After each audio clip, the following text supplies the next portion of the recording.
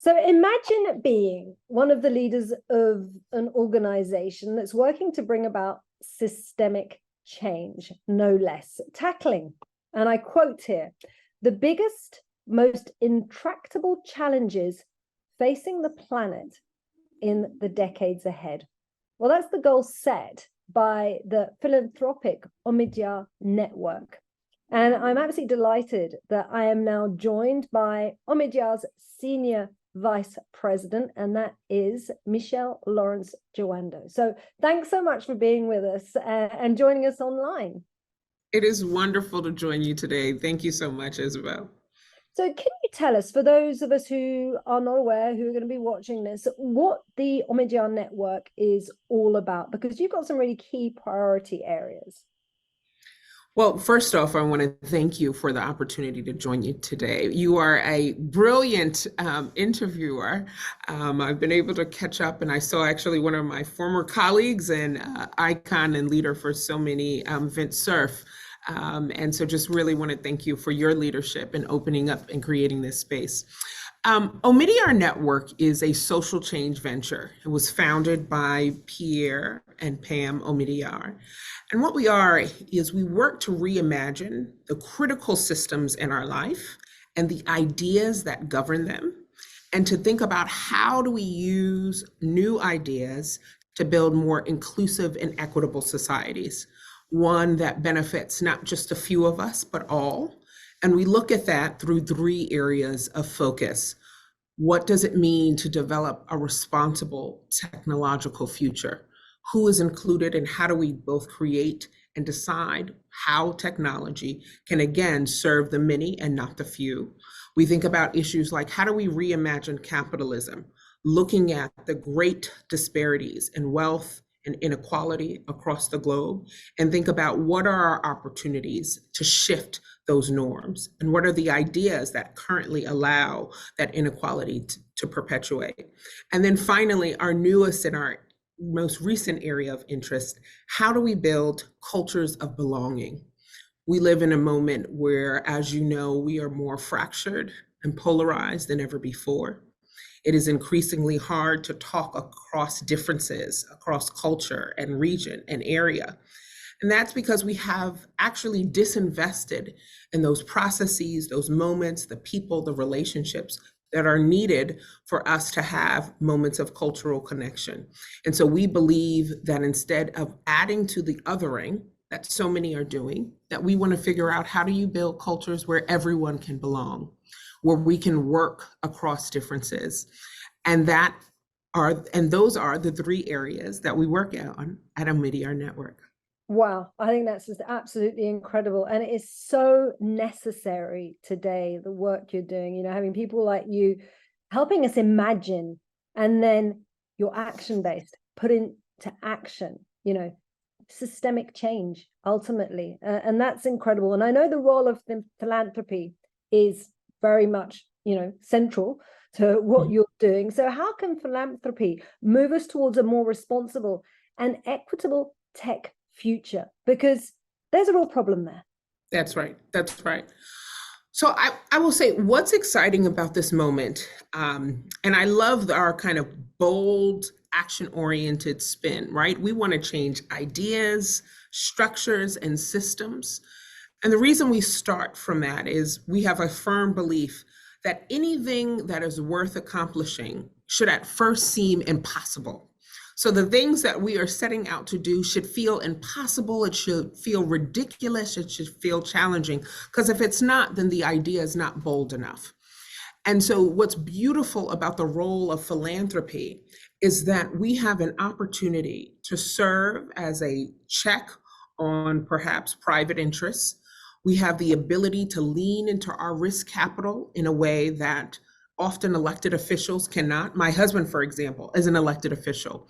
Every year he has to go before his constituents, like so many of the elected officials that we work with. That's a different relationship. If you're a private company, you have shareholders that you are responsible for.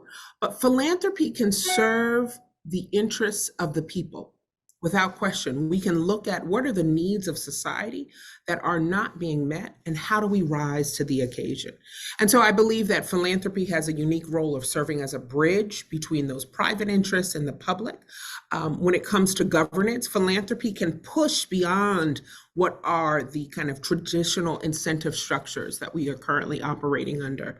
And we can think about, how do you bridge the gap in culture and approach in how you can think about more dynamic ideas. And we have an opportunity to, in many ways, scale ideas that we've been able to demonstrate what a proof of concept could look like. So one of the things that I'm most proud of at Omidyar is that we often work with organizations. Like this week, I had the pleasure of serving on the panel with the Secretary General, and one of our grantees, Linda Boigneau, who is the founder of the Lawyers Hub. When she set out, she said, I want to create the Policy Institute to lead the digital transformation across the continent of Africa. Bold idea, small organization, didn't really have philanthropic funding. And we said, we believe you, we see your plan, and we want to help to bring that to pass.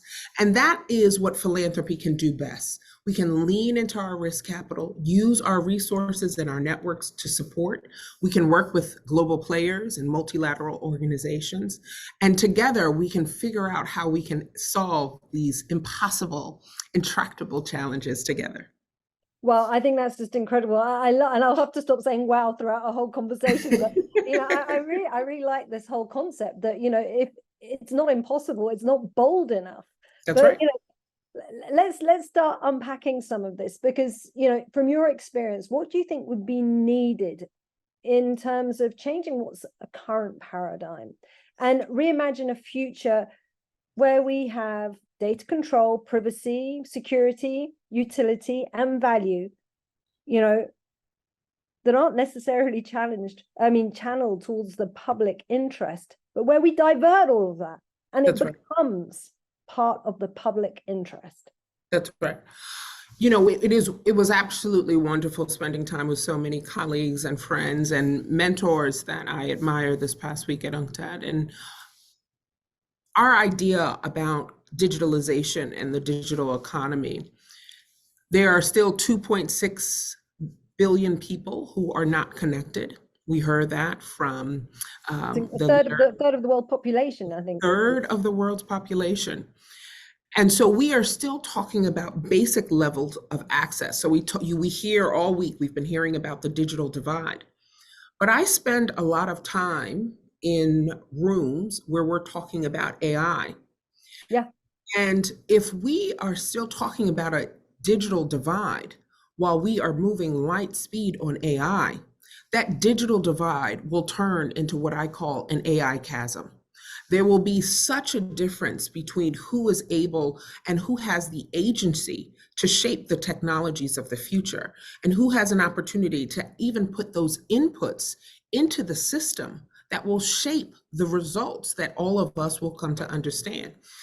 And so I think what's so important about this moment for those of us who are connected, who are engaged in the digital society, is that we have to ask questions about our relationship with data, with technology, and in many ways, the lopsided bargain that we currently have with the data paradigm we exist in. So let's just start with this idea that we have created a system that we know technology has not always served the benefits of all.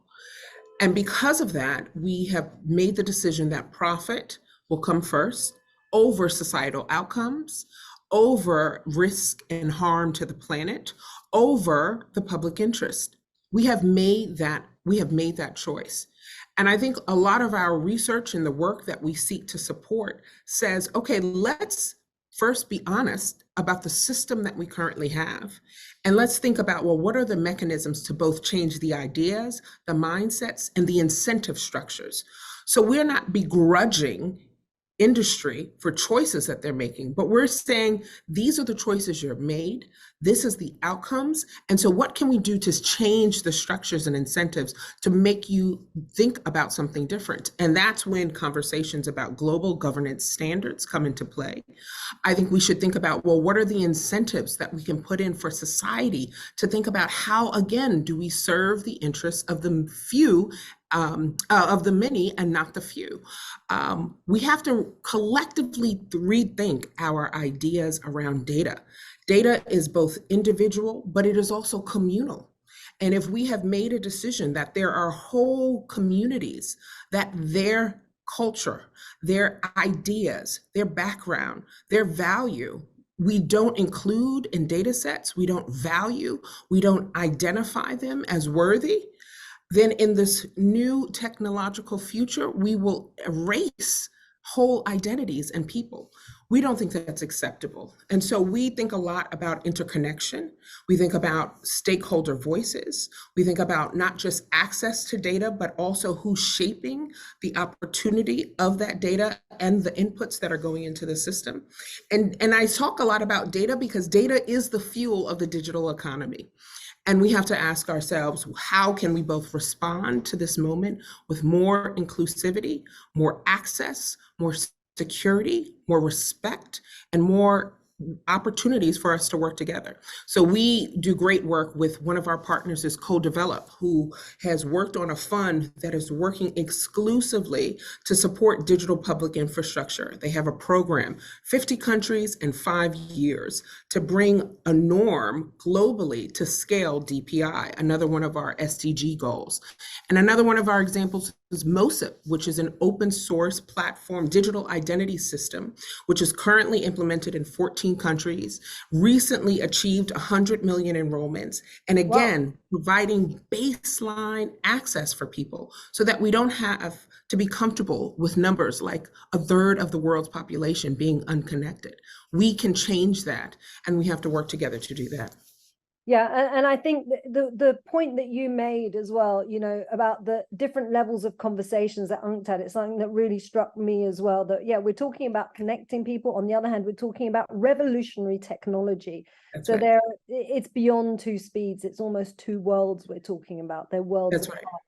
And connecting those is just absolutely essential. Now, back to this question of data, because, you know, as you say, you know, if we don't have data on entire populations, on entire regions, on people who are not part of these kind of sets that are feeding our data at the moment, they'll be excluded.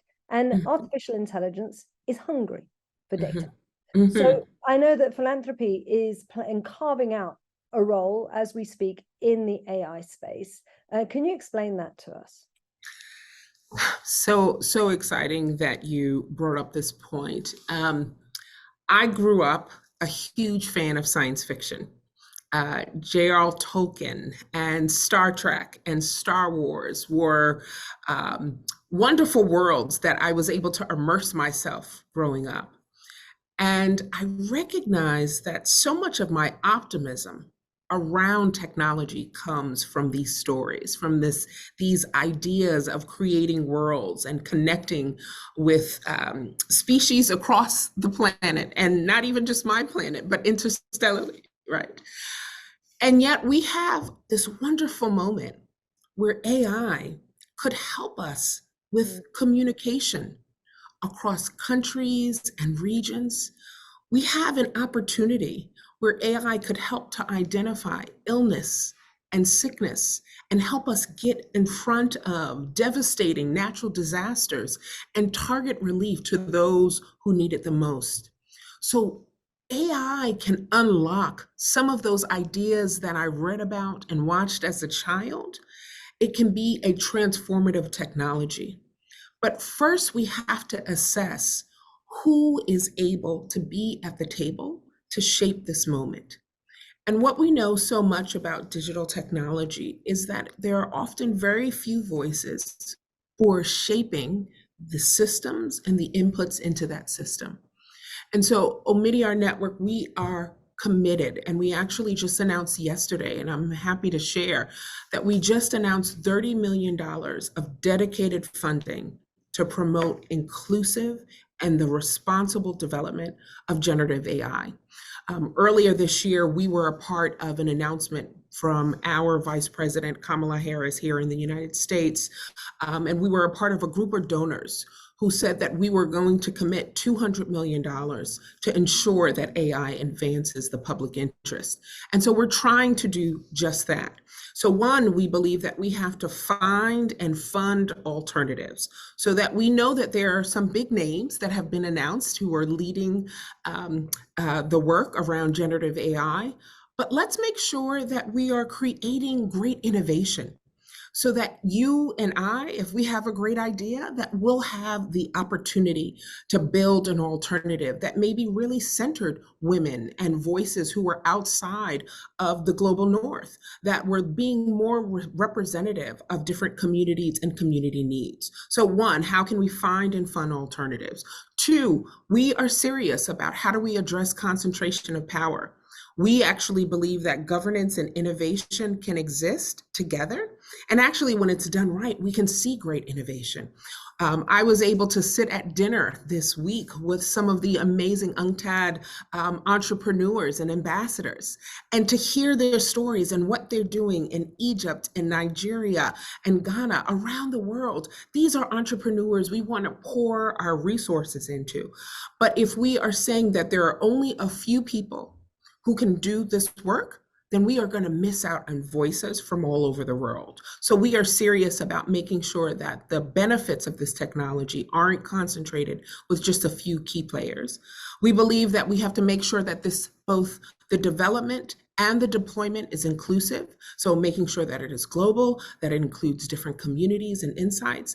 And we believe that it's important to convene stakeholders, multi-sectoral stakeholder convenings and bodies, because this is the only way we're going to get this right. And so we're excited. We made this announcement on yesterday.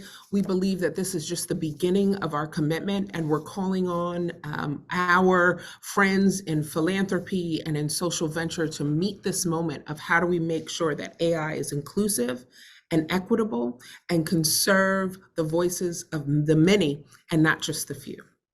And what you're saying is absolutely critical, because we're at a crossroads, and I think people are becoming very aware of the imperative of now. Really, That's the right. action has to take place now.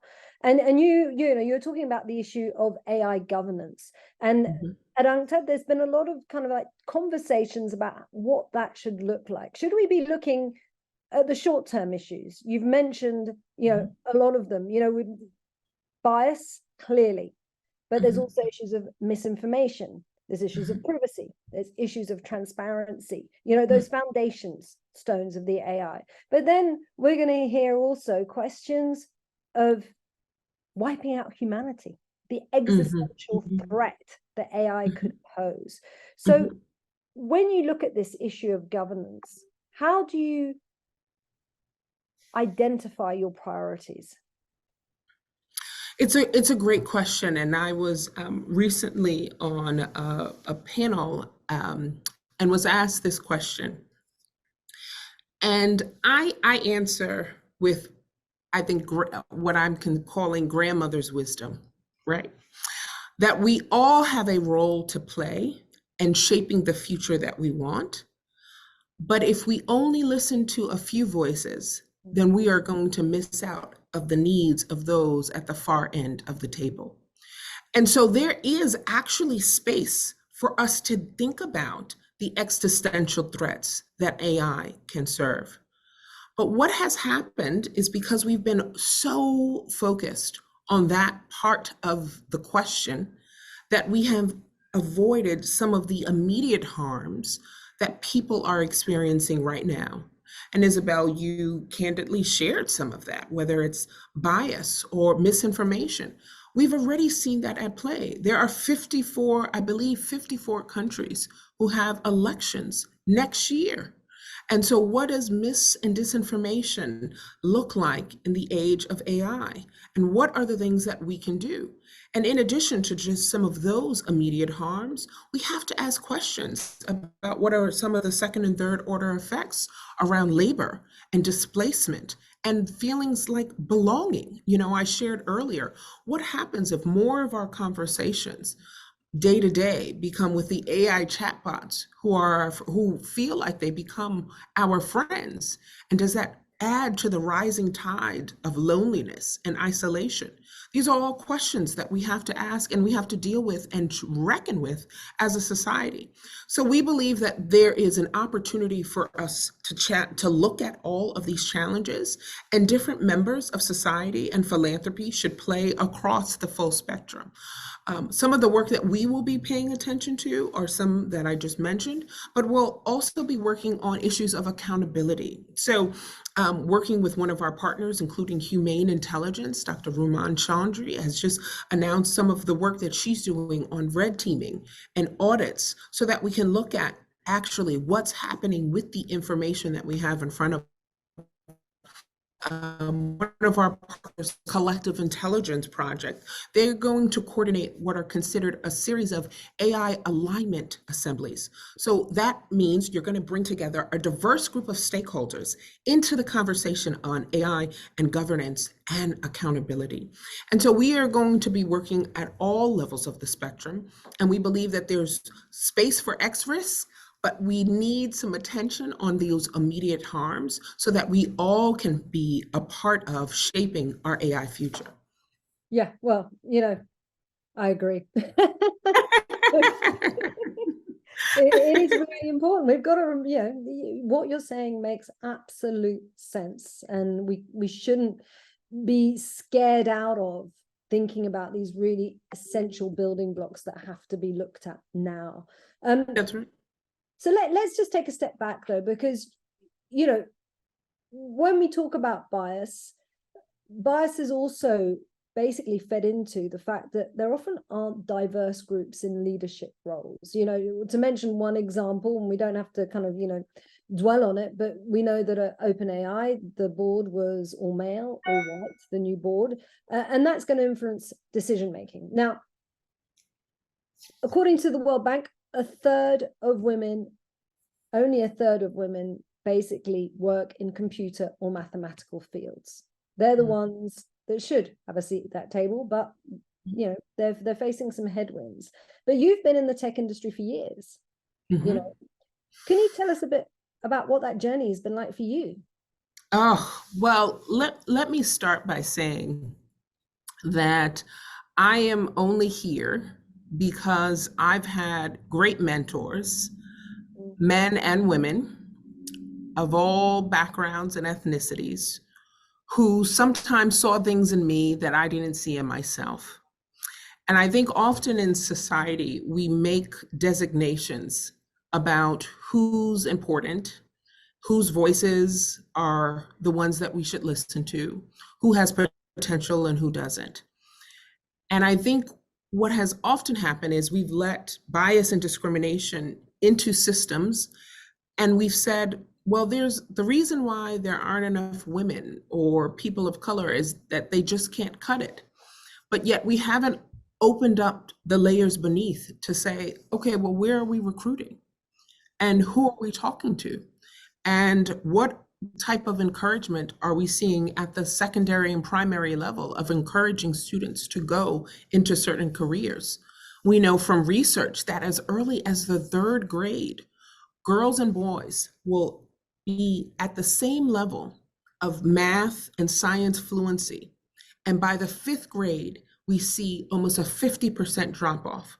So what's happening at those critical stages? What are we saying? What is the language that we're using for our children when we say, you are someone who can succeed in this space and you are someone who cannot?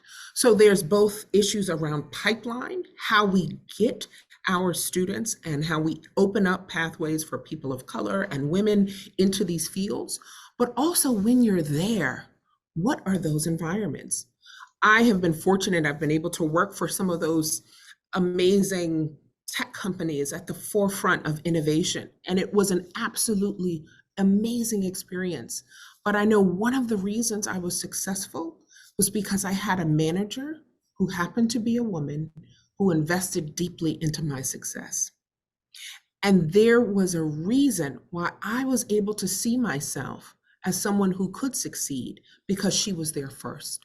So let's be real about this, that unless we open up greater pathways, unless we ask questions around who's on hiring committees, who's on recruitment, how are we mentoring the people who are in place? What are the circumstances? Are we looking at data around promotion?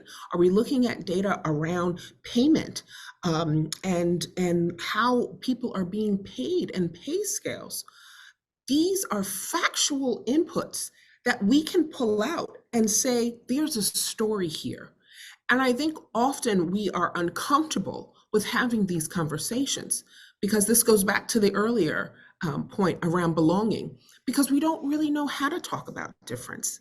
We don't know how to, when we see this evidence that says that there are massive distinctions between who's receiving venture funding.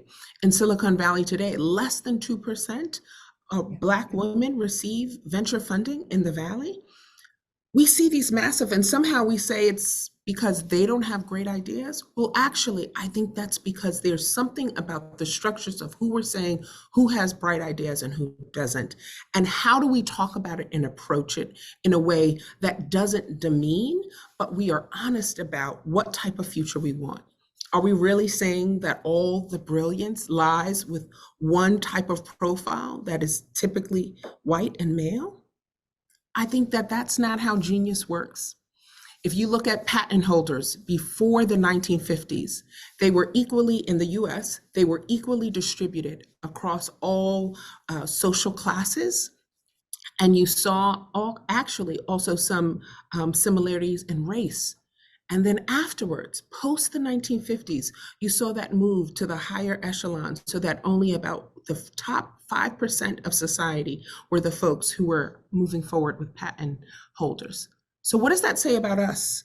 That says about culture and class and resources, that before there was genius and now it only lies there. No, there's something about the structures and the systems that we're engaging. So I ask these questions and I lift them up, and I do a lot of work personally and professionally to say, let's ask the questions and then let's put in a plan of action. And let's recognize that representation makes us stronger. And let's develop language so that we can talk about these differences without shame, but with an attitude for action. And I love having the opportunity to answer this question, because I think it's hard for people to grapple with these, but we have to, if we're going to build the type of societies where everyone can belong. I agree. I couldn't agree more. And it's interesting that we're having this discussion, because I've just come out from moderating a panel about the investment gap when it comes to women digital entrepreneurs. And you know something interesting?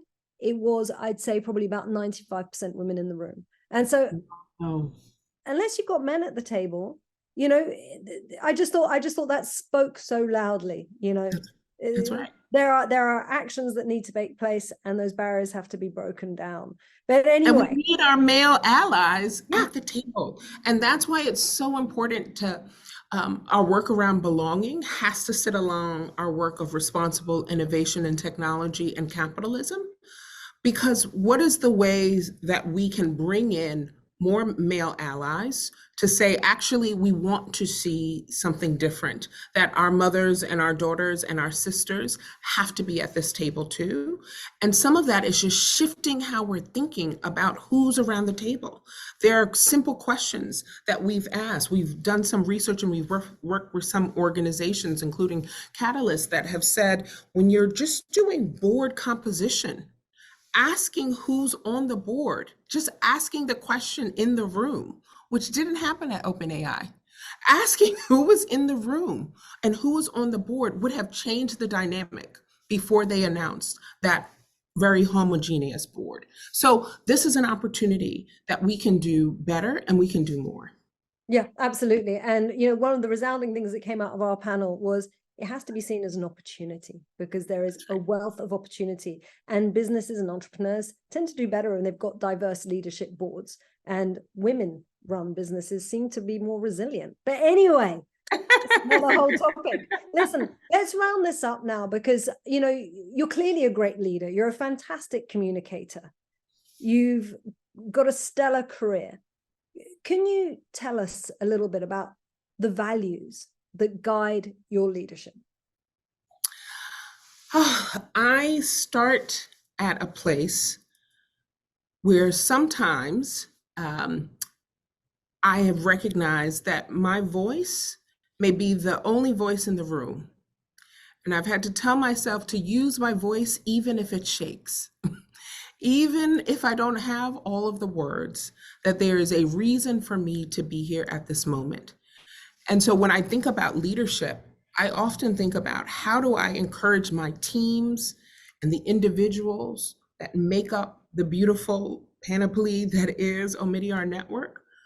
What is it about your unique story that has brought you to this room at this moment in history?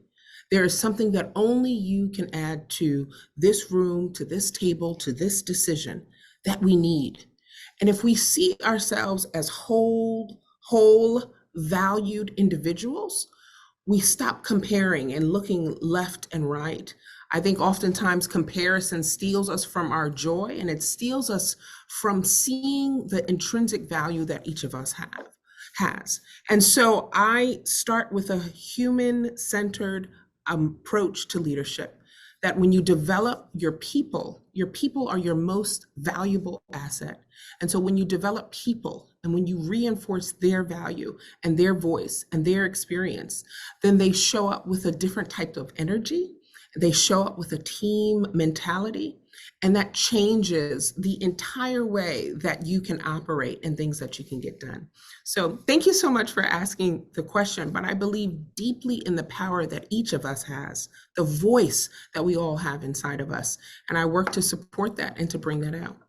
Wow. Well, I have to say, I find you a really impressive leader. And it's probably because you have strong empathetic skills and you want to bring those voices out, and that really shines through. You know, we're speaking over like a computer space, and I feel like we're in the same room together. Yes. And I'm going to be following, you know, very closely from now, the work done by the Omidyar Network. It's really interesting and so absolutely vital today.